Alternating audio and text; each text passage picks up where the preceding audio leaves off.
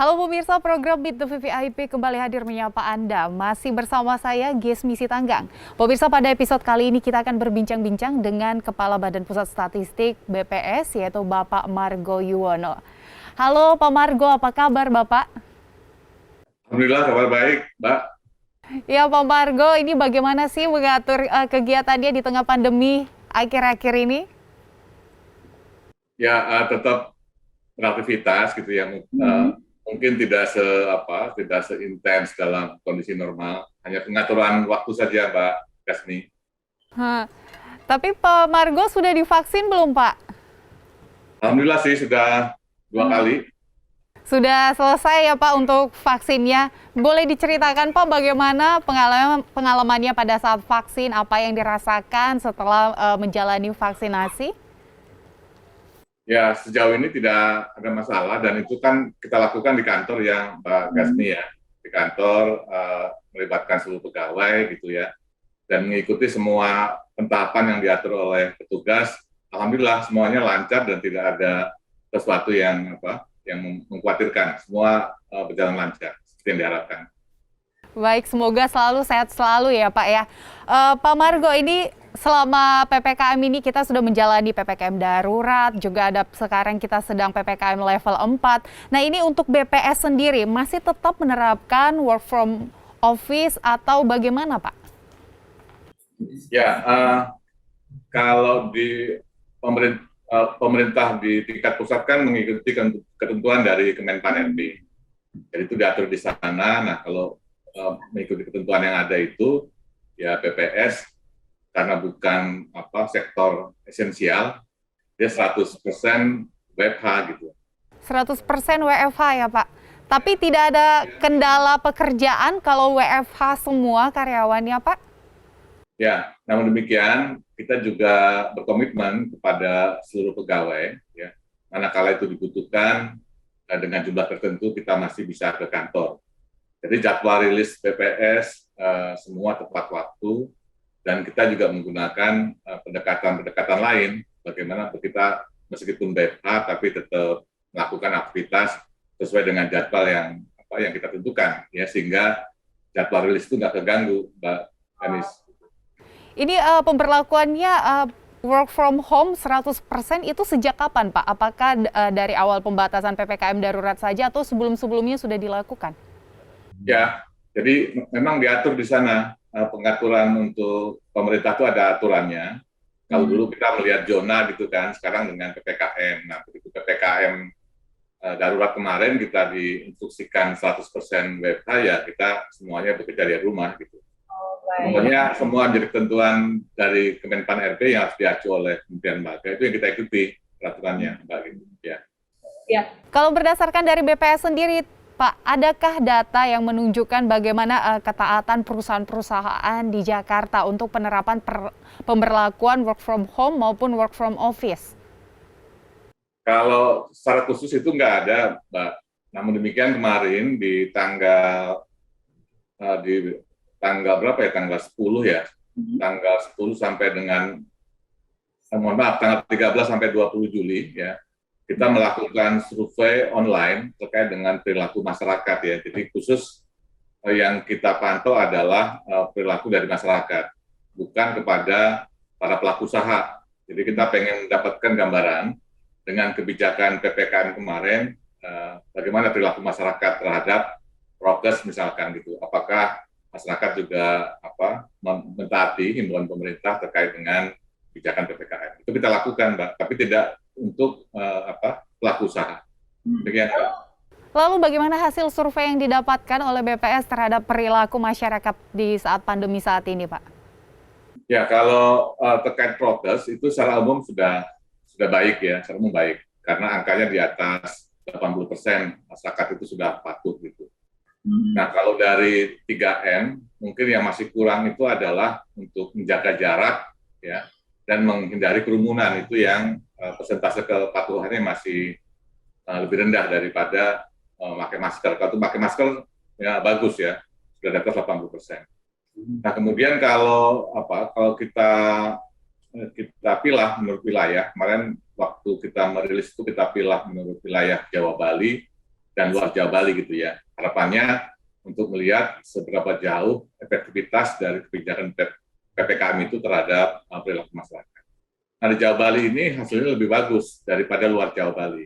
Artinya tingkat kepatuhan masyarakat terkait dengan prokes itu di Jawa Bali semakin bagus. Lebih bagus kalau dibandingkan luar Jawa Bali. Nah, yang menarik yang dari hasil itu yang perlu mendapatkan catatan adalah kalau luar Jawa Bali-nya terhadap prokesnya kurang bagus gitu ya, nanti masyarakatnya abai.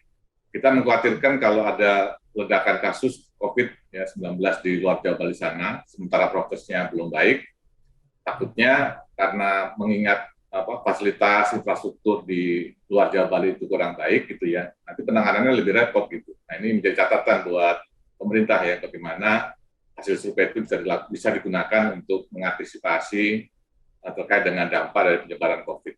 Demikian, Mbak. Baik, kalau dari data tersebut bisa disimpulkan tidak Pak Margo, apa sih sebenarnya memang penyebab dari masyarakat yang ada di luar Jawa dan Bali itu tidak bukan tidak paham, tapi tidak patuh terhadap prokes yang sudah dicanangkan, bahkan sudah dihimbau berkali-kali dari pemerintah? Ya, kalau secara spesifik di survei itu tidak ditanyakan, kita hanya menangkap seberapa jauh sebenarnya kepatuhan dari masyarakat, Mbak. Gini. Nah, namun demikian kalau dikejar lebih jauh, tentu saja kita perlu perlu mencari informasi lain, ya, kenapa kira-kira tidak mentaati prokes demikian. Nah, di survei itu tidak dilakukan alasan kenapa tidak mematuhinya gitu. Hanya saja ditanya kebiasaan itu seperti apa gitu ya, yang dilakukan sehari-hari gitu. Nah, juga ini Mbak yang juga menarik menurut saya temuan terkait dengan perilaku masyarakat. Jadi kalau yang mengisi adalah masyarakat atau individu sendiri gitu ya, mengisi atas survei yang kita kirim melalui online gitu ya, itu lebih bagus. Tetapi yang mengisi itu kalau melihat lingkungan sekitarnya, ya itu kondisinya lebih jelek gitu ya. Terutama untuk yang masalah menghindari kerumunan dan menjaga jarak gitu. Jadi kalau misalkan saya mengisi online, kemudian saya ditanya bagaimana pandangan saya terhadap perilaku masyarakat di sekitar gitu. Nah, ini pandangan saya dari hasil survei itu terhadap perilaku masyarakat di sekitar saya itu kondisinya lebih jelek dibandingkan kalau atas pribadi-pribadi yang memberikan jawaban. Artinya memang kondisi terkait dengan menjaga jarak dan kerumunan ini menjadi sesuatu yang penting ya untuk bagaimana pemerintah memberikan sosialisasi yang mendalam gitu dan melibatkan terpartisipasi masyarakat tentunya supaya hal-hal itu bisa dikurangi dan penyebaran COVID bisa terjadi di sana gitu ya. Mengingat tadi Bapak mengatakan bahwa memberikan survei ini secara online, itu kuesionernya dibagikan berarti memang secara online agar mendapatkan pendapat-pendapat semua masyarakat. Namun apakah ada kendala Pak pada saat melakukan survei online itu? Karena kan kita ketahui tidak semua daerah di Indonesia bisa terjangkau dengan online. Ya, jadi memang kalau BPS melakukan pengumpulan data itu kan biasanya kita melakukan dengan metode sampling gitu ya. Metode sampling artinya kita mengambil mendata sejumlah sampel. Dari sampel yang terpilih itu kita berharap untuk mendapatkan gambaran menyeluruh dari kondisi masyarakat biasanya gitu. Itu yang biasa dilakukan oleh BPS dengan pengumpulan berbagai data yang kita lakukan sekarang. Nah, kalau survei online itu metodenya snowballing gitu. Jadi kita hanya memberikan link kuesionernya ya dengan penyebaran dari masyarakat, dari berbagai kelompok ya, pegawai pemerintah maupun melibatkan seluruh pegawai BPS di seluruh Indonesia kan tersebar gitu ya. Nah, jadi saling memberikan informasi terkait survei ini. Dan alhamdulillah hasilnya itu bagus banget kemarin ya. Yang merespon itu kurang lebih 212.000. Artinya kalau dari jumlah yang merespon secara sukarela mengisi survei online itu sebenarnya gambaran yang cukup baik ya untuk melihat bagaimana perilaku dari masyarakat. Nah, jadi ada keuntungan sih Mbak dengan survei online itu kan berarti dia betul-betul dia ingin memberikan mengisi atas kesadarannya dan ingin memberikan berkontribusi pada BPS terkait dengan prokes ini. Gitu. Beda kan kalau kita datang wawancara gitu ya, kalau metode wawancaranya tidak bagus ya, dan dia bisa memberikan informasi tidak benar gitu, itu bisa miss gitu informasinya. Tetapi dengan survei online itu, karena itu timbul dari masyarakat yang mau melakukan survei gitu, dan ini hipotesis kami bahwa itu hasilnya betul-betul mencerminkan bahwa dia ingin berkontribusi kepada apa-apa yang diharapkan oleh BPS terkait dengan survei online. Baik. Kalau hasilnya sih make sense ya, dari banyak, kalau saya bandingkan dengan berbagai penelitian lain ya di tempat lain, itu kayaknya sejalan gitu ya, artinya bagus gitu. Ya.